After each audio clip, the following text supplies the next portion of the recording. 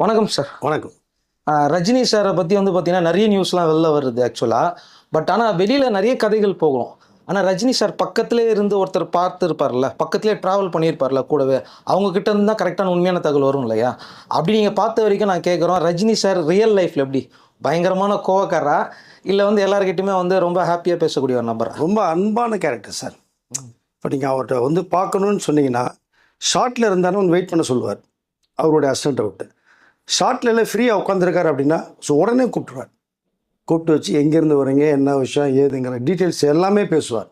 உங்கள் பேரெல்லாம் கேட்பார். கேட்டுட்டு நெக்ஸ்ட்டு ஒரு டைம் ஷூட்டிங்கில் எங்கேயா நீங்கள் பார்க்கணும் அப்படின்னா ஒரு 100 பேர் கூட்டம் இருந்தால் கூட கொடுத்து உங்களை பார்த்துட்டாருன்னா அங்கேருந்து ஜாலியில் கேட்பார். அப்படிம்பார், எப்படி இருக்கீங்க, என்ன விஷயம் அப்படிங்கிறது அந்த லிப் மூமெண்ட்லேயே கேட்பார். அப்புறம் ஷார்ட் முடிஞ்சு உங்களை கூப்பிடுவார். கூப்பிட்டு இன்றைக்கி என்ன அப்படிம்பார். நீங்கள் ஒரு ஃபேன்ஸாக இருந்தாலும் சரி, பத்திரிகை நிருபராக இருந்தாலும் சரி, ஃபோட்டோகிராஃபர் இருந்தாலும் சரி, எவ்ரிதிங் இருந்தாலும் சரி, அந்த ஒரு மரியாதை கொடுக்குறதுல ரஜினிக்கு அடிச்சுக்க ஆளே இல்லை சார். இன்றைக்கி வந்து பார்த்தீங்கன்னா ஒரு படம் ஹிட் ஆகிடுச்சுனாலே கேரவன் வேணும் அப்படின்னு கேட்டு வந்து உங்களுக்கு தெரியும் நினைக்கிறேன். கேரவன் வேணும், எல்லாமே வேணும் அப்படின்வாங்க. கூட ஒரு 10 பேர் அடியாட்களோட அதெல்லாம் வந்து இறங்குறாங்க. அது ரஜினி சார்கிட்ட ஆரம்பத்தில் இருந்ததா இல்லை இப்போ வந்து அப்போ வரைக்கும் ஒரே ஸ்டைல் தானா? அவர் கேரவன் இல்லாத போதும் நடு ரோட்டில் உட்காந்து கூட சேர் போட்டு உட்காருவார். காஸ்டியூம்ஸ் அங்கேயே மாற்றுவார். இன்றைக்கி கேரவன் இருக்குது. எனக்கு என் கேரவனில் என்ன ஃபெசிலிட்டிஸ் டாப் மாடல் இருக்கோ அது ரஜினிக்கு உண்டு. இப்போவும் அதாவது அந்த ஷார்ட்டில் வந்து கொஞ்சம் ரிலாக்ஸ் இருக்குது, ஒரு 20 மினிட்ஸ் பிரேக் இருக்குது அப்படின்னா மட்டும்தான் கேரவனுக்கு போவார். நீங்கள் இந்த ஷார்ட் முடிஞ்சு அடுத்த ஷார்ட் இம்மிடியட்டாக இருக்குன்னா பக்கத்திலே சேரப்பட்ட உட்காந்துக்குவார். ஸோ ஒரு மரத்தடியாக இருந்தாலும் சரி, ஒரு சாதாரண பிளேஸாக இருந்தாலும் சரி, அங்கேயே உட்காந்து டைரக்டர் கூப்பிட்ற வரைக்கும் பார்ப்பார். ஒரு புக்ஸ் எப்போவுமே கையில் இருக்கும். ஸோ புக்ஸை படிச்சுட்டே இருப்பார். யாராவது கோஆர்டிஸ்ட் வந்து பேசுகிறாங்கன்னா ஜாலியாக பேசுவார், காமெடி பண்ண. அவரை மாதிரி ஒரு காமெடி பண்ணுற ஒரு ஆர்டிஸ்ட் கிடையவே கிடையாது சார் ஹீரோவில். அழகாக காமெடி பண்ணிவிட்டு பக்கத்தில் ஒரு என்டர்டைன்மெண்ட் பண்ணி இவங்க இந்த படம் பண்ணாங்க, இந்த படம் பண்ணாங்க, இந்த கேரக்டர் பண்ணாங்க அப்படின்னு அவங்கள பற்றியே பேசிகிட்டு இருப்பார். நான் இந்த படம் பார்த்தேன், நான் அந்த படம் பார்த்தேன் அப்படின்னு நிறைய விஷயங்கள் பேசியிருக்கார். அதுக்கு ஒரு சின்ன எக்ஸாம்பிள் மட்டும் சொல்கிறேன் உங்களுக்கு. பாஷா படம் வந்து வாகினியில் ஷூட்டிங் நடந்துகிட்ருக்கு. தராரா ராமையா சாங். அதில் வந்து ரகுவரன் ஒரு கேரக்டர் வில்லன், மார்க் ஆண்டனி. ஆமாம். இவர் மாணிக் பாஷா. கேசவன்னு ஒரு கேரக்டர் காட்டி கொடுப்பார் ஒருத்தர். காட்டி கொடுப்பார், போட்டு கொடுக்குற கேரக்டர் இருக்குல்ல, அந்த வில்லன் கேரக்டருக்கு யாரோ பண்ணலாங்கும் போது ரஜினி சார் வந்து ஆனஸ்ட் ராஜ் படம் பார்த்துருக்கார். ரஜினி சாருக்கு எப்போயுமே இந்த வில்லன் கேரக்டர் ரொம்ப பிடிக்கும் சார் அவருக்கு. ஹீரோவோட வில்லன் நீங்கள் சொல்லி கதை சொன்னீங்கன்னா உடனே கேட்பார். ஸோ இந்த ஆனஸ்ட் ராஜ் பார்த்துட்டு தேவன் வந்து ரொம்ப அப்ரிஷியேட் பண்ணியிருக்காரு. இந்த கேசவன் கேரக்டருக்கு இவரை போடுங்கன்னு சொல்லியிருக்காரு சுரேஷ் கிருஷ்ணா கிட்ட. தேவனை கமிட் பண்ணியாச்சு. ரஜினி தேவனை மீட் பண்ணதே கிடையாது. இங்கே ஷூட்டிங் தேவன் சார் வந்து அன்றைக்கி ஃப்ளைட்டு 1 hour லேட்டு. அங்கே மம்முட்டியோட ஒரு படம் ஷூட்டிங் முடிச்சுட்டு திருவனந்தபுரத்துலேருந்து வந்துட்டு சென்னை ஏர்போர்ட்லேருந்து வருது 1 hour லேட்டு. இங்கே 10 மணிக்கு வர வேண்டியவர் வந்து 12:30 தான் ஸ்பாட்டுக்கு வர்றாங்க. நான் மற்ற ஷாட்டில் எடுத்துட்டீங்க இல்லையா, தேவன் வரட்டும் பண்ணுவோன்றார். சார் அவர் வரதுக்கு லேட் ஆகிடுச்சுன்னா கூட நாளைக்கு வச்சுக்கலாம் சார். நோ, அவரை கமிட் பண்ணிட்டீங்கள, அவர் இன்றைக்கி ஷூட்டில் இருக்குன்னு சொல்லி ஆர்வமாக வருவார். அவர் பெரிய ஆர்டிஸ்ட், மலையாளத்தில் பெரிய ஆர்டிஸ்ட். அவர் 5 லாங்குவேஜ் பண்ணி இதெல்லாம் பேசுகிறாரு அவர். இது ரஜினி சார் பேசுகிற அவசியம் இல்லை பார்த்தீங்க இல்லையா. 5 லாங்குவேஜில் பண்ணியிருக்காரு. 2வது ஆனஸ்ட் ராஜ் பார்த்தேன். அவர் வரட்டும் ஷார்ட் எடுப்போம்னு வெயிட் பண்ணுறாரு. கிட்டத்தட்ட ஒரு 1 hour வெயிட்டிங். அப்போது ரஜினி சார் நக்மா கூட இவங்களெல்லாம் உட்காந்து ஜாலியாக பேசிகிட்டு இருக்காங்க. தேவன் சார் வந்த உடனே ஸ்பாட்டில் அந்த டோர் அப்போல்லாம் செட்டு தானே உங்களுக்கு, அந்த டோரை திறந்து பார்த்தோன்னே இவர் எந்திரிச்சு போய் தேவனை கட்டி பிடிச்சி ரிசீவ் பண்ணி உட்கார வச்சு உங்கள் ஆனஸ்ட் ராஜ் பார்த்தேன், பிரமாதமான அதில் வந்து விஜயகாந்த் ஹீரோனை கூட நீங்கள் தான் படத்தில் ஹீரோ அப்படின்னு சொல்லி அப்ரிஷியேட் பண்ணி அந்த புதுமுகளை வரவேற்கிறதும் சரி, மற்றவர்களும் சரி, அந்த அன்பாக உபசரித்து பேசுகிறதுல வந்து அவரை விட்டு ஆளே கிடையாது. இந்த கேரவன்னு சொன்னீங்க பார்த்தீங்களா, ஒன்று கேரவனை ஒரு லைக் பண்ணாத ஒரு ஆர்டிஸ்ட்டு சார். எங்கேயா சந்து பந்து கிடச்சா படுத்துக்குவார். அவர் அன்னைக்கு கேரவன் வசதி இல்லாத போது அதான் பண்ணார். இன்னைக்கு கேரவன் இருந்தும் கேப் கிடச்சா எங்கேயா ரெஸ்ட் எடுத்துன்னா படுத்துக்குவார், செஞ்சுக்குவார். ஸோ மற்ற ஆர்டிஸ்ட் இல்லாமல் ஒரு வித்தியாசமான ஆர்டிஸ்ட், அதெல்லாம் ஒரு சூப்பர் ஸ்டாராக இன்றைக்கி வரைக்கும் இருக்கார். ரஜினி சார் வந்து பேசும்போது எந்த நடிகர் அந்த டைமில் வந்து பார்த்தீங்கன்னா அதிகமாக அவரை பற்றி பேசுவார், அவங்க படங்களை பற்றி கமெண்ட் பண்ணியிருப்பார்? எந்த நடிகர் சார் அது? எந்த கதைகள் பற்றி? நிறைய பேர் அதில் குறிப்பிட்டு சொல்லுங்களேன், யாராவது ஒரு நடிகர்கள் பேர். அதான் சொல்ல, ஒவ்வொரு படத்துக்குமே அவங்களுடைய கோ ஆர்டிஸ்ட் இருக்காங்க இல்லையா, ஆமாம், அவங்கள பற்றி அவங்க பண்ணின படங்களை அவர் பார்த்துடுறாரு. எக்ஸாம்பிளை பார்த்துட்டு அந்த படத்தில் நீங்கள் இப்படி பண்ணியிருக்கீங்க, பிடிச்சிருக்கு, நல்லா இருக்கு. ஒவ்வொருத்தர் தன்னுடைய கூட நடிக்கிற அத்தனை ஆர்டிஸ்ட் படங்களையுமே பார்த்துருவார் ரஜினி சார். பார்த்துட்டு நீ இப்படி பண்ணியிருக்கீங்க, நல்லா பண்ணியிருக்கீங்க, அந்த படத்தில் நல்லா இருக்குது அப்படிங்கிற சொல்லி ஒவ்வொருத்தரையும் அவங்கள உற்சாகப்படுத்தி அவங்கள வரவேற்று பண்ணுறதுல வந்து அவர் எப்போவுமே அவர் சூப்பர். அடிக்கடி யாருக்கும் தெரியாம படம் பார்க்கறது, வெளில போய் காஃபி சாப்பிடுறது, தனியா வண்டி எடுத்துட்டு இதெல்லாம் உண்மைதானா? 100% உண்மை. நானே ஒரு தடவை ஒரு இன்விடேஷன் வைக்கிற ரஜினி சார் வீட்டுக்கு போனேன். ஏன்னா அவரோட கிட்டத்தட்ட ஒரு 6-7 வருஷம் ஒன்றா ட்ராவல் பண்ணேன். நான் பத்திரிகை நடத்தும் போது ரஜினி சாரோடய ட்ராவல் பண்ணியிருக்கேன். நிறையா விஷயங்கள் இருக்குது, நம்ம பேசுவோம்.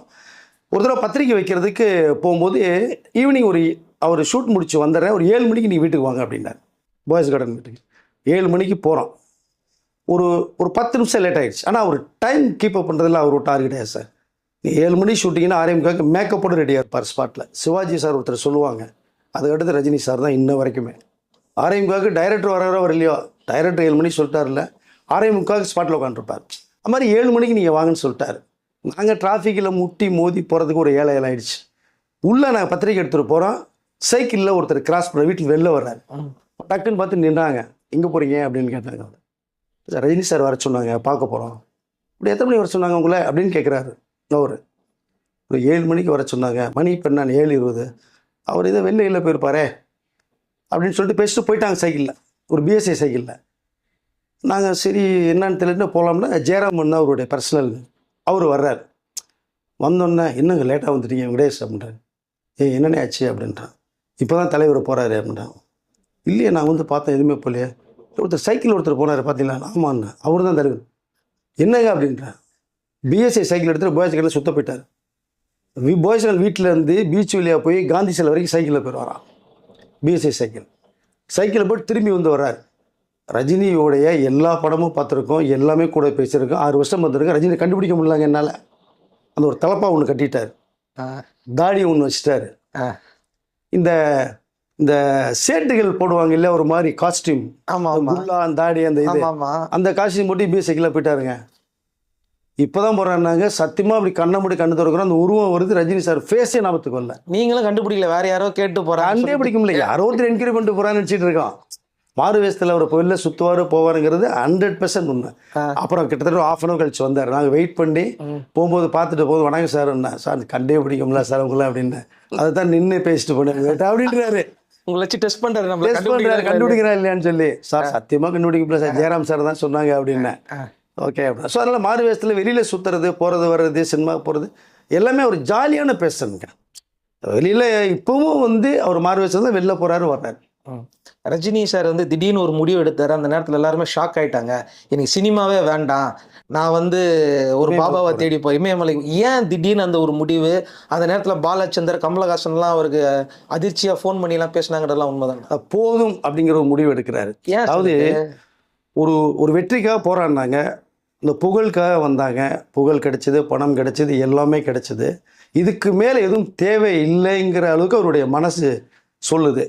இதுக்கு மேலே ஆன்மீகத்தில் போகலாம் அப்படின்னு போது சரி இதுவே நிறைவாக இருக்குது இந்த வாழ்க்கை, இனிமேல் நம்ம போய் அங்கே செட்டில் ஆயிரோம்னு முடிவு பண்ணுறேன். எங்கே? இமயமலைக்கே போயிடலான்ட்டு. இமயமலைக்கே போய் அங்கே ஒரு சித்தர், அவர் இன்னமும் நான் சுருக்கமாக சொல்கிறேங்க, அவர் சித்தருங்க. அவர் எழுதி வச்சுங்க. யாராவது ஒருத்தர் இன்னைக்கு இருக்க அத்தனை ஆர்டிஸ்டையும் நான் அடித்து சொல்கிறேன், ரஜினி சாரோட கண்ணை வந்து ஒரு 2 நிமிஷம் பார்த்து பேச சொல்லுங்க, பேச முடியாது. இந்த கண்ணில் அவ்வளோ பவர் வச்சுருக்காரு. வாழும் சித்தர்ன்னு தான் சொல்லுவேன். நாளைக்கு எல்லா பேரும் சொல்லுவாங்க பாருங்கள். ஸோ அவர் எல்லாமே முடிவு பண்ணி போகலான்னு டிசைட் பண்ணுறாரு. இப்போ பாலச்சந்திரலாம் கூப்பிட்டு என்னைய டாப்பில் உச்சியில் இருக்க நீ இந்த நேரத்தில் ஆன்மீகத்தில் நீ போ, இமயமலைக்கு வா, எல்லாம் பண்ணு, அது ஒரு டைம் ஒதுக்கிக்க, 1 மாதம் 2 மாதம் ஒதுக்க, போயிட்டு வா அப்படின்னு சொல்லி அவரை புரிய வச்சு வேண்டான்னு சொல்ல. பாலச்சந்தர் சார் சொன்ன ஒரு காரணத்துக்கு அவர் கொஞ்சம் தடுத்து சொன்னாங்க. பட் அவருக்கு ஒரு நிறைவு வந்துருச்சு, போதும் இதுக்கு மேலே வேண்டாம் எல்லாமே அப்படிங்கிற அளவுக்கு வந்தார். அப்புறம் ரசிகர்களுடைய அந்த ஆதங்கம், மக்களுடைய இது அப்படிங்கும் போது இவர்களுக்காக இனிமேல் நம்ம பண்ணுவோன்னு சொல்லலாம். இன்ன வரைக்கும் அவர் பண்ணிகிட்ருக்கார். அவர் இயக்குனர்கள்லாம் கதை பண்ணும்போதோ அதில் வந்து மற்றவங்க சொல்கிறாங்கல்ல, எனக்கு இதை மாற்றி கொடு அதை மாற்றி கொடுன்னு டிஸ்டர்ப் பண்ணுறது, மற்றவங்களோட கேரக்டர்லாம் குறைக்க சொல்லுவாங்க பார்த்தீங்களா, என்னோட ஸ்பேஸ் அதிகமாக்கு, எடிட்டிங்கில் தூக்குற நடிகர்கள்லாம் இப்போ இருக்காங்க. அப்படி இருக்கும்போதோ படையப்பா படத்தில் அவ்வளோ இம்பார்ட்டன்ட் கொடுத்து எடுத்ததுக்கு காரணம் எப்படி சார்? யாருக்கு இம்பார்ட்டன்ட் சொல்லுங்கள்? ரம்யா கிருஷ்ணனுக்கு இவரை விட பயங்கர இம்பார்ட்டன்ட் இருக்கும் படையப்பா. ஒரு எப்போவுமே எம்ஜிஆர் ஃபார்முலா சார். எம்ஜிஆர் ஒன்று வந்து சொல்லுவார், அந்த வில்லன் கேரக்டரோ அப்பா கேரக்டரோ என்னை விட அந்த கேரக்டர் பேசப்பட்டால் தான் நான் நிற்பேன்பார். அந்த ஃபார்முலா ரஜினி சார் அடிச்சுக்க ஆளே கிடையாது. தன்னுடைய கூட இருக்கிற கேரக்டர் தான் ஃபஸ்ட்டு பார்ப்பார் அவர். இந்த கேரக்டர் நின்னால் தான் நான் நிற்க முடியும். படையப்பால் அந்த நீலாம்பரிங்கிற ஒரு கேரக்டர் நின்றனால தான் படையப்பா நின்னார். அவர் வந்து அடுத்தடுத்த ஸ்டேஜ் நீங்கள் பார்த்தீங்கன்னா கூட இருக்கிற ஆர்டிஸ்ட்டுக்கு எந்த விதமான ட்ராபேக் வரக்கூடாது. நீங்கள் டெவலப் பண்ணுங்கள், இதுதான் சீன் வைங்க, முடிஞ்சால் இதுக்கு மேலேயும் சீன் நல்லா வைங்க அப்படின்னு சொல்லி தட்டி கொடுக்குறவர் தான் சூப்பர் ரஜினி சார். இப்போ நீ இன்னொரு சம்பவமே சொல்லலாம். ரஜினி சாரை டைரக்ட் பண்ண போறாரு, நெல்சன் கமிட் ஆயிட்டாரு. திடீர்னு வந்து பீஸ்ட் தோல்விக்கு அப்புறமா சன் பிக்சர்ஸே ஃபோன் பண்ணி கேட்குறாங்க, இந்த டேரக்டரை மாற்றிடலாமா அப்படின்னு கேட்கும்போதோ நான் ஓப்பனாகவே சொல்கிறேன், நீங்களும் நானும் இருந்தால் கூட யோசிப்போம். அவர் எப்படி நம்பி கமிட் பண்ணார், இயக்குனர்களுக்கு அவ்வளோ முக்கியத்துவம் கொடுக்க வரா. ஆமாம் சார், வாக்கு கொடுத்துட்டா அந்த வாக்கை காப்பாற்றுறவர் சார். பீஸ்ட் தோல்வி தான், ஆனால் கலெக்ஷன் ரீதியாக படம் கொஞ்சம் பேசப்பட்டது தான் அது. பட் என்ன தான் இருந்தால் கூட ஒரு டைரக்டர் கூப்பிட்டாச்சு, கதை கேட்டாச்சு, பிடிச்சிருக்குன்னு சொல்லியாச்சு, படம் ஒன்று அனௌன்ஸ்மெண்ட் கொடுத்துட்டாரு. நீங்கள் நியூஸ் வெளியில் போகாமல் இருந்தால் கூட யோசிக்கலாம், சரி நம்ம அடுத்த படம் பண்ணுவோம், அதுக்கிடையில் இன்றைக்கி ஒரு படம் பண்ணிட்டு வாங்கன்னு சொல்லலாம். நியூஸ் வந்து ரஜினி சார் வெளியில் சொல்லியாச்சு, அனௌன்ஸ்மெண்ட் கொடுத்துட்டார். நெல்சன் டைரக்டர் நான் ஹீரோன்னு சொல்லிட்டார். இப்போது ரஜினி சார் வேணான்னு சொன்னால் அவருடைய இமேஜ் ஸ்பாயில் ஆகும், ஒரு டைரக்டருடைய லைஃப் ஸ்பாயில் ஆகும். அவர் சன் பிக்சர்ஸ் சொல்லியும் எல்லா இண்டஸ்ட்ரியில் சொல்லியும் நான் நெல்சன் டைரக்டர்னு சொல்லிட்டேன், அவர் தான் டைரக்டர், இந்த படத்தை சூப்பர் ஹிட் அவர் கண்டிப்பாக கொடுப்பார், அந்த கதை மேலே எனக்கு கான்ஃபிடென்ட் இருக்குது, அவர் மேலே எனக்கு நம்பிக்கை இருக்குது. ஒரு படத்தினுடைய சுமாரான அந்த ரிசல்ட்டுக்காக ஒரு டைரக்டரை மாற்றுறது மிகப்பெரிய தவறுன்னு சன் பிக்சர்ஸுக்கு புரிய வச்சார். அவர் ஸ்டேட்மெண்ட்டும் கொடுத்தார், இந்த படம் வெற்றி பெறும் ஏன்னா எழுதி வச்சிங்கன்னு சொன்னார். பாக்ஸ் ஆஃபீஸில் ரெக்கார்டு அந்த படம் தான், ஜெயிலர் தான். அந்த மாதிரி தயாரிப்பாளர்களுக்கு போட்டோ வந்து பார்த்தீங்கன்னா ஒரு படத்தில் வந்து ஏதாவது சின்ன சின்ன பிரச்சனைகள் வந்தால் கூட பரவாயில்லன்னு சொல்லி அந்த தயாரிப்பாளர் கூப்பிட்டு அடுத்த படங்கள் பண்ணுறது, இந்த காம்பன்சேட்லாம் வந்து எனக்கு தெரிஞ்சு யாரும் பண்ண மாதிரி தெரியல. ஏன்னா எனக்கு தெரிஞ்ச சில நடிகர்கள்லாம் ஒரு படம் சரியாக போகணும் அதோட அவங்களுக்கு கால் ஷீட் கொடுக்குறது அலைய வைப்பாங்க. 5-6 வருஷம் அலைய வச்சவங்களாம் உங்களுக்கே தெரியும் நினைக்கிறேன், பேர் சொல்ல வேணாம்னு வச்சுக்கோங்களேன். அப்படி இருக்கும்போது இவர் அந்த மாதிரி கிடையாதுன்றாங்களே, உண்மைதானா? 100% உண்மை சார். அதாவது நம்மளால் இப்போ வந்து எக்ஸாம்பிள் இப்போ சொன்னீங்க இல்லையா, இதுக்கே சொல்கிறேன். வேட்டையின் படத்தினுடைய நம்ம டாக்டர் யானவேல் சொன்ன ஸ்கிரிப்டே வந்து உனக்கு கொஞ்சம் ட்ரையாக இருக்கும். ஒரு நீட் எக்ஸாமு போகிறாங்க செய்கிறாங்க, நீங்கள் பண்ணுறீங்க அப்படிங்கிற மாதிரி ஒரு லைன் ஒன்று இதாக மேட். இப்போ ரஜினி சார் சொன்ன விஷயம் கதை அருமையாக இருக்குது, புது கண்டென்ட் எனக்கு ரொம்ப பிடிச்சிருக்கு. பட் நமக்கு வந்து நம்மளை நம்பி படம் பல கோடிகளை ப்ரொடியூசர் இறக்குறாரு, அவருக்கு நஷ்டம் வந்துடக்கூடாது. இப்போ ரஜினி அதை என்னோடய ரசிகர்களை ஏமாற்றக்கூடாது, கதைக்கு டிஸ்டர்ப் இல்லாமல் ஒரு கமர்ஷியல் ஆட் பண்ணுங்கள். நீங்கள் ஆட் பண்ணுறதுல வந்து கொஞ்சம் நல்லா இருந்தது அப்படின்னா நமக்கு டோட்டலாக கலரே மாறும்னு சொல்லி டைரக்டர் சொல்ல விட்டு அவரும் 10 நாள் டைம் எடுத்துகிட்டு பக்கா கமர்ஷியலோடு தான் ஃபஸ்ட்டு ஃபைட்டு சாங்கெல்லாம் வச்சுருப்பாங்க. படத்தினுடைய பெரிய ஹைப்பே அந்த ஃபைட்டு சாங் வேறு. ஸோ இதை கமர்ஷியல் ரஜினிக்காக தான் க்ரியேட் பண்ணி கொண்டு வந்து பண்ணாங்க. ப்ரொடியூசருக்கு 10 ரூபா லாபம் கிடைக்கணுங்கிறதுல அவர் உழைப்பில் வந்து கதைக்காக 20 நாள் பண்ணக்கூடியவர் சார். அது அவர் வந்து சுமாராக இருக்கணும் அது இருக்குன்ற டாபிக் எதுவுமே கிடையாது. அது ஏன்னா இன்னொரு விஷயம் கூட உண்மை சம்பவம் தான் சொல்லலாம். பிரபு சாரோடைய வீடில் ஒரு பிரச்சனை வந்துடுச்சு, அந்த நேரத்தில் ரஜினிகாந்த் போய் ரெக்கவர் பண்ணி சந்திரமுகி படம் கொடுத்தது உண்மைதானா? உண்மைதான். அது மன்னன் கொடுத்தாரு ஒன்று, அதுக்கடுத்து சந்திரமுகி கொடுத்தாரு. அது என்னென்னா சிவாஜி சார் ஃபேமிலியில் வந்து கொஞ்சம் அது பெரிய ஃபேமிலி அவங்களோட இது. ஸோ இன்றைக்கும் ஒரு பாரம்பரியமிக்க ஒரு ஃபேமிலி அது. அப்போ சில பிரச்சனைகள் சிலது ஓடுது, தயாரிப்பு எடுத்து ஆமாம் சிவாஜி ப்ரொடக்ஷன்ஸில் பண்ணி சில இதெல்லாம் ஓடும்போது கொஞ்சம் சில நெருக்கடியான சில இந்த காலகட்டங்கள். அப்போ வந்து படம் பண்ணுன்னா நல்லாயிருக்கும், கொஞ்சம் ப்ராஃபிட் பார்த்தா சில விஷயங்களை ஃபைனல் பண்ணலான்னு டிசிஷன் எடுக்கிறாங்க. அப்போது பிரபு சாரோ ராம்குமார் சாரும் தான் வந்து ரஜினி சார்ட்ட பேச. ரஜினி சார் 10 பைசா வாங்க கிடையாது. வீடு ஏலம் போனது உண்மைதானா? இல்லை, ஏலம்லாம் போகலை, சில பிரச்சனைகள் இருந்தது, ரொம்ப நெருக்கடியில் மாட்டிக்கிட்டேன். ஆமாம், சில பிரச்சனைகள் இருந்தது. அதை சால்வ் பண்ணணும்னா கொஞ்சம் மணிலாம் தேவைப்பட போகும்போது இப்போது நம்மக்கிட்டே ஒரு 1000 ரூபா இருந்தால் 1000 ரூபாய்க்கு 10,000 தேவைப்படும் போது என்ன பண்ணுவோம், நம்ம அதுக்கு ஏதாவது ஃப்ரெண்ட்கிட்ட கேட்போம், சில வேலைகள் நம்ம வந்து இந்த உழைக்கணும்னு பார்ப்போம் இல்லைங்களா. அந்த மாதிரி சில தேவைகள் படும்போது அப்போ யாரை வச்சு பண்ணால் நல்லா இருக்கும்போது அன்றைக்கி ரஜினி தானே. ரஜினி இன்றைக்கும் மாஸ் டாப் லிஸ்ட் அப்படிங்கிறது ஒரு பக்கத்தோட அன்றைக்கும் யாரை வச்சு பண்ணலாம் போது சரி ரஜினி சார்ட்டை கேட்போம். இப்போ ரஜினி சார்ட்டை எப்படி கேட்குறதுன்னு யோசிக்கிறாங்க. இந்த தகவல் ரஜினி சாருக்கு ஆட்டோமேட்டிக்காக போகுது. பிரபு சார் கமலா அம்மா மூலமாக போகும்போது தான் அவங்க பார்க்க வரேன்னு சொல்கிறாங்க ரஜினி சாரை. மாதிரி இதை ரஜினி நான் உன்னை பார்க்கணுன்னு சொல்லி கமலா அம்மா சொல்கிறாங்க. ஐயோ என்னம்மா நீங்கள் போய் என்ன பார்க்கணுன்னு வர்றீங்க, தயவுசெய்து இந்த வார்த்தையை சொல்லாதீங்க, நீங்கள் வீட்டில் இருங்க, நான் வந்து உங்களை பார்க்குறேன்னு சொல்லி ரஜினி சார் வந்து சிவாஜி சார் வீட்டுக்கு போனாங்க. போய் கமலாம்மா கிட்ட என்னம்மா விஷயம் சொல்லுங்கள், நீங்கள் இதுவரை இப்போ இந்த மாதிரி பேசுகிறதே கிடையாதுன்னும் போது இல்லை சில விஷயங்கள்லாம் இருக்குது, ஒரு படம் பண்ணலான் இருக்கோம், அது நீ எனக்கு பண்ணி கொடுப்பியா அப்படிங்கும்போது கேள்வி கேட்குறீங்க பண்ணி கொடுப்பியான்னு எப்போன்னு சொல்லுங்கள், நான் வந்து ஃபஸ்ட்டு நிற்கிறேன்னு சொல்லிட்டார். இப்போது சம்பளம் என்ன, சம்பளம் பற்றிலாம் தயவுசெய்து நீங்கள் பேசவே பேசாதீங்க. இதனுடைய கடமை சிவாஜி அவருக்காக. சிவாஜி சாருக்கா என்னுடைய கடமை இது. சிவாஜி சாருடைய ரசிகர்னு கூட சொல்லலாம். சிவாஜி சாரோட பார்த்து வளர்ந்தவரும் கூட ரஜினி சாரே சொல்லியிருக்காரு. அப்படி இருக்கும்போது நீங்கள் பணத்தை பற்றி பேசாதீங்க, எதுவுமே சிந்திக்காதீங்க. நீங்கள் படத்து வேலையில் நீங்கள் என்னன்றது ஆரம்பிங்க. நீங்கள் எப்போன்னு சொல்லுங்கள், நான் உங்களுக்கு டேட் கொடுத்து நான் பண்ணிடுறேன் அப்படின்னு ப்ராமிஸ் பண்ணிட்டு வந்த படம் தான் சந்திரமுகி, மன்னன். ரெண்டுமே பண்ணாங்க. ஸோ ரெண்டுமே சூப்பர் டூப்பர் ஹிட்டு. ஆனால் சந்திரமுகி வந்து அவங்க குடும்பத்துடைய பிரச்சனைக்காகவே பண்ணி கொடுத்தாருன்ற மாதிரி இன்னைக்கு பயங்கர ஹாட் டாபிக்லாம் போயிட்டு இருந்தது இல்லை சந்திரமுகி? அது உண்மைதான். ஃபேமிலிக்கு சில விஷயங்கள் தேவைப்பட போகும்போது ரொம்ப கொஞ்சம் டைட் பொசிஷனில் இருந்த காலகட்டம் தான். டைட் பொசிஷன் என்னன்னா, அதாவது தேவையில் எல்லாமே இருக்கு. சொந்த படம் எடுத்து சில விஷயங்கள் வந்து அடிஷனலாக தேவைப்படும் இல்லையா? அடிஷனலாக தேவைப்படுறதுக்கு அப்போ என்ன பண்ண முடியும்? நம்ம இப்போ சினிமாவில் தான் இருக்காங்க. இப்போ சினிமாவில் இருக்கிறத சினிமாவில் தான் எடுக்கணும். அப்போது ரஜினியை வச்சு பண்ணோம்னா நம்ம நல்ல ப்ராஃபிட் பார்க்கலாம். ரெண்டாவது ஃபினான்ஷியல் ஈஸியாக கிடைக்கும். ஆமாம், ஃபினான்ஷியல் ஈஸியாக கிடைக்கும். ரஜினி சாருக்கு மணி வேணான்ட்டார். அப்புறமேல் வந்து பிஸ்னஸே நல்லா ஓடுனதுக்கப்புறம் தான் மணி வாங்கினாங்க. அதுலேயும் மணி வேணவே வேணான்ட்டார். சிவாஜி ஃபேமிலிக்காக நான் வந்து பண்ணணும், அடுத்த படம் கூட நான் பண்ணித்தர்றேன் உங்களுக்கு, பணமே வேணாட்டேன். ஆனால் நீங்கள் சும்மா வந்து நடிக்கக்கூடாது, எங்களுக்கு மரியாதை இல்லைன்னு சொல்லி சும்மா ஒரு கிஃப்டாக ஒரு சின்ன விஷயத்தை ரஜினி சார் வாங்கினார். ஸோ ரெண்டாவது இந்த படம் பார்த்தீங்கன்னா 3 வருஷம் ஓடின படம். ஆமாம் ஆமாம். ஸோ தியாகராஜ பாதர் பண்ண ஹரிதாஸ் கிட்ட 3 வருஷம் ஒரு ரெக்கார்ட் பிரேக். அதை வந்து ஈக்குவல் பண்ணது ரஜினி சார் பண்ண இந்த சந்திரமுகி படம்.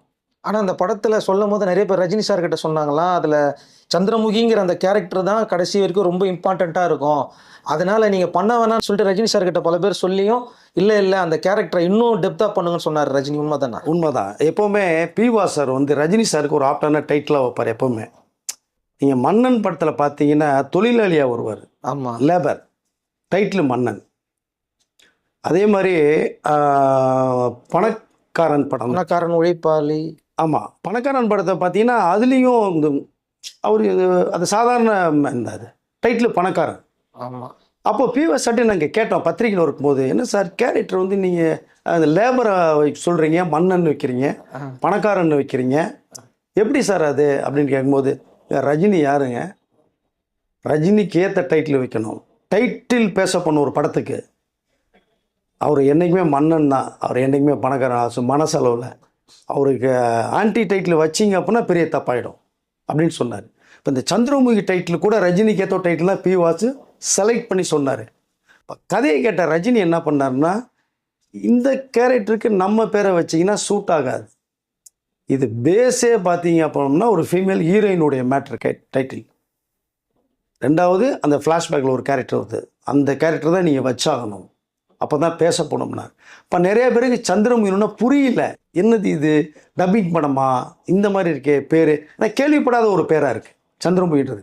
சந்திரான்னு வச்சுருக்கோம், கேள்விப்பட்டிருக்கேன், சாரதா கேள்விப்பட்டிருக்கோம், சந்திரமுகி என்ன அப்படிங்கிறது ஆனால் இன்ன வரைக்கும் பேசப்பட்டிருக்கு சந்திரமுகி படம். ஸோ அதனால் இந்த கதைக்கு என்ன டைட்டில் தேவையோ அதை வைங்க, கதையை டெவலப் பண்ணுங்க அப்படின்னு தான் ரஜினி சார் எல்லாருக்குமே சொல்லிட்டு இருக்கேன், இப்போவும் அதான் சொல்லியிருக்கார்.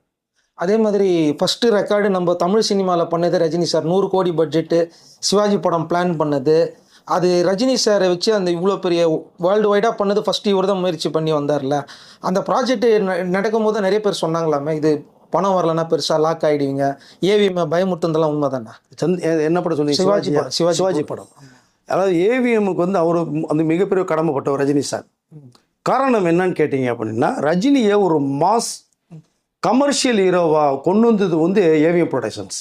ஆமாம். அது வரைக்கும் பிளாக் அண்ட் ஒயிட் படம், சின்ன சின்ன படங்கள் பண்ணிகிட்டு இருந்தார் ரஜினி சார். ஸோ பிரியான்ற ஒரு படம் தான் கலர் படம் பண்ணி ஒரு மாஸ் ஹீரோவாக க்ரியேட் பண்ணுறாங்க. அப்போது ஏவிஎம் வந்து ஒரு படம் ஒன்று பார்க்குறாங்க, கிட்டத்தட்ட ஒரு 8-9 வருஷம் கேப் அவங்க படம் பண்ணலை.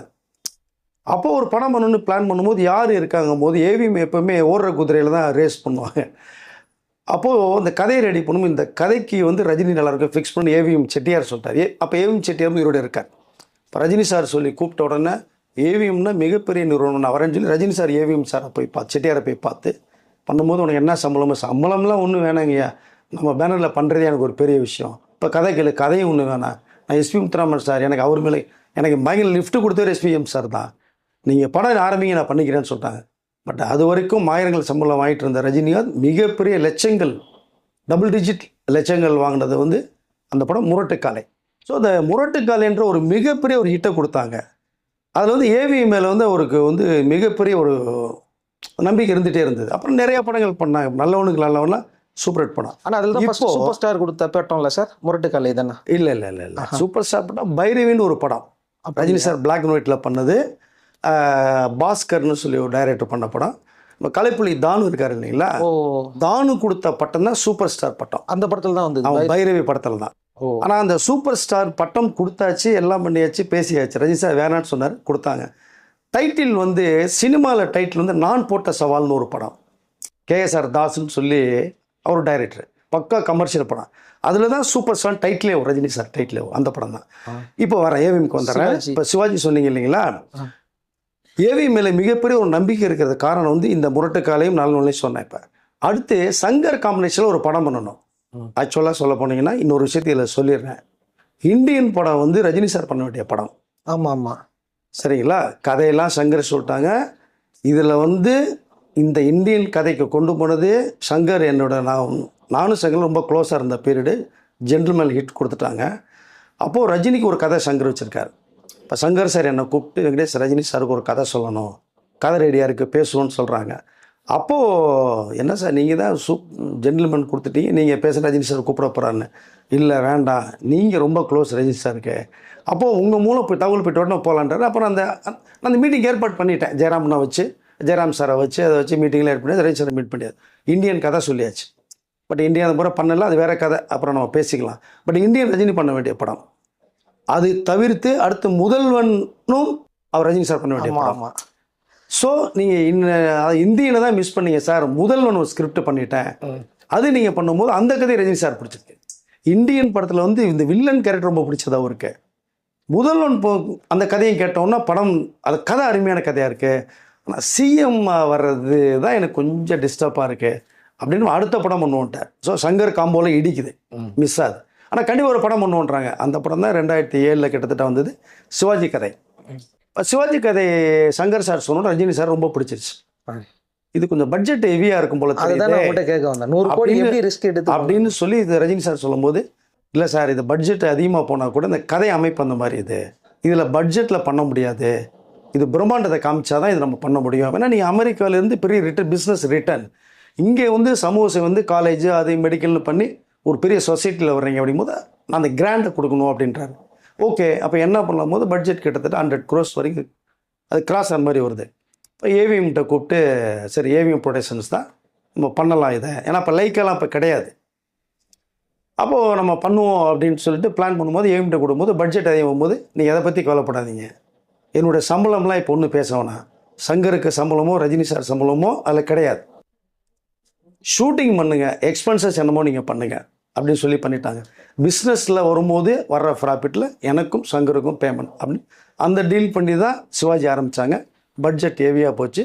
படமும் போட்டிங்கன்னா போட்டதோட 2 மடங்கு கலெக்ஷன் ஆச்சு. ஃபஸ்ட்டு பெரிய பட்ஜெட்டில் பண்ணது சிவாஜி படம் சூப்பர் டூப்பர் ஹிட் ஆச்சு. அப்போ தான் தமிழ் சினிமாவில் ஒரு நம்பிக்கை வந்தது, நம்ம 100 கோடிக்கு கண்டிப்பாக தாண்டி போகலாம் அப்படின்ற நம்பிக்கை கொடுத்தது. பட்ஜெட்டில் அதிகமாக பண்ணது ரஜினி சார் படம். இன்ன வரைக்கும் ஹை கலெக்ஷனில் தமிழ் படத்துக்குள்ள ரெக்கார்ட் பிரேக் பண்ணுறது ரஜினி சார் தான் 2.0, கிட்டத்தட்ட 850 கோடி வரை கலெக்ஷன். அந்த ரெக்கார்டு நெருங்கிறது திரும்பி ரஜினி சார் படம் தான் ஜெயிலர். அந்த 2 ரெக்கார்டையும் உடைக்க நீங்கள் எந்த படமே கிடையாது, வரைக்கும் கிடையாது. இதை நீங்கள் கொஞ்சம் நல்லா பதிவு பண்ணுங்கள், ஏன்னா சில பேர் வந்து சும்மா சொல்கிறாங்கன்றாங்க, அதுக்காக தான் நான் கேட்டேன். இல்லை இது உண்மை. இது அதுதான் 2.0 வந்து 800 crores கலெக்ஷனு, ஜெயிலர் 650 கோடி. இதுதான் இப்போ டாப் லிஸ்ட்டில் 2 படம் தான் இருக்குது. இதுக்கு அடுத்த படம் வந்து நெருங்கிக்கிட்டே இருக்காங்களே தவிர 500 கோடி கிட்ட தான் வந்திருக்காங்களே தவிர 450 கோடி விக்ரம் வந்துச்சு. இப்போ விஜய் சார் படம் கிட்ட 450 கோடி வந்துச்சு. 500 கோடி இன்னும் வந்து எதுவும் தொடரலை. ரஜினி படம் தான் அந்த ரெக்கார்டை ரஜினி படம் தான் உடைச்சிருக்கே தவிர அந்த ரெக்கார்டை வேறு எந்த நடிகர் படமும் உடைக்கலது வரைக்கும். அப்போது அடுத்து ஒன்று ரெடி ஆகிட்டு இருக்கு, பெரிய படம் ஒன்று ரெடி ஆகிட்டு இருக்கு, ரஜினி லோகேஷ். அநேகமாக அது நெருங்கும் அப்படின்றாங்க. 1000 கோடியை தாண்டறதுக்கான ப்ராசஸ் நிறைய விஷயங்களை டாக்டர் லோகேஷ் கனகராஜ் வச்சுருக்காரு. பக்கா கமர்ஷியல் மாஸ் வச்சுருக்காரு. நீங்கள் பழைய ரஜினியை பார்க்கலாம் கூலி படத்தில். இது வரைக்கும் பார்த்த ரஜினி வேறு, ஜெயிலரில் வேறு, வேட்டையனில் வேறு, இல்லை பேட்டையில் வேறு, இதெல்லாம் கலந்து ஒரு ரஜினி நீங்கள் பார்க்கணும்னா இந்த கூலி படத்தில் நீங்கள் பார்க்கலாம். பக்கா கமர்ஷியல் மாஸ். அதில் என்னென்ன தேவையோ எல்லாத்தையும் லோகேஷ் கனகராஜ் அள்ளி போட்டிருக்காரு படத்தில். முதல் முறையாக தமிழ் திரையுலகத்தினுடைய ரெக்கார்டை உடைக்கிறது ரஜினி படம் உடைக்க போது 1000 கோடி கலெக்ஷன் பண்ணுறதுக்கு 100% வாய்ப்பு இருக்குது அந்த படத்துக்கு. ஓகே சார், தொடர்ந்து ரஜினி சாரை பற்றி இன்னும் நிறைய பேச போகிறோம். இது பார்ட் 1 தான். அடுத்த பார்ட்டில் இன்னும் உண்மை சம்பவங்கள் இது வரைக்கும் நீங்கள் கூட ட்ராவல் பண்ணதுனால இது வரைக்கும் இன்னும் நிறைய சுவாரஸ்யமான விஷயங்கள் அதுவும் பேசலாம் சார். நன்றி சார். நன்றி. ஓகே.